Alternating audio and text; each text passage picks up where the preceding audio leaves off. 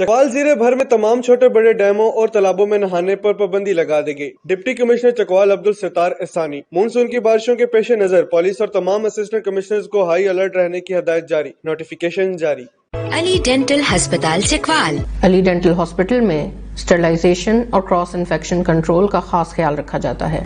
علی dental ہسپتال عقب نثار hotel Talagang road Chakwal.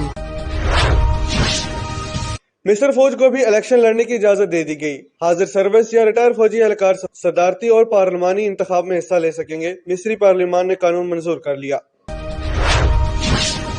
محلہ اوان آباد پاکستان تحریک انصاف کے کارکن شکیل عاشر کی سربراہی میں وفد کے MNA محترمہ فوزیہ بہرام سے ان کے ہاؤس پر ملاقات۔ وفد میں ملک شفقت سپرال، محمد ظہور، محمد سجاد، محمد نصیر، حق نواز اور محمد نشاد شریک تھے۔ شکیل عاشر نے MNA محترمہ فوزیہ بہرام کو محلہ اوان آباد کے مسائل سے آگاہ کیا اور 1994 میں آباد ہونے والے محلے کی محرومیوں کا ذکر کیا اور مقامی حکومت پارٹیوں کی طرف سے اوان آباد کو دی جانے والے کروڑوں روپے کی گرانٹ کی خبر کو لولی پاپ قرار دیا اور محترمہ فوزیہ بہرام کی طرف سے بہت بڑی گرانٹ دینے پر شکریہ ادا کیا۔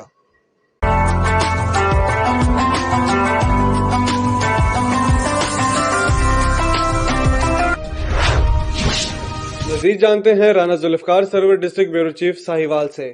ساہیوال ضلع انتظامیہ کے زیر اہتمام کورونا وائرس کے پھیلاؤ کے خطرات کے پیش نظر ان کے بچاؤ کے بارے میں آگاہی کے لیے ایک واک کا انتظام کیا گیا، جس میں زندگی کے تمام شعبوں سے تعلق رکھنے والے کثیر افراد نے شرکت کی۔ واک کی قیادت ڈپٹی کمشنر ذیشان جویل نے کی۔ واک جوگی چوک سے شروع ہو کر مشن چوک پر اختتام پذیر ہوئی۔ بعد ازاں واک کے اختتام پر شہریوں میں سینیٹائزر اور ماسک بھی تقسیم کیے گئے۔ رانا ذوالفقار سرور ڈسٹرکٹ بیورو چیف ساہیوال۔ عامر رحمان کے ساتھ گلوبل آئی ٹیم تلگنگ۔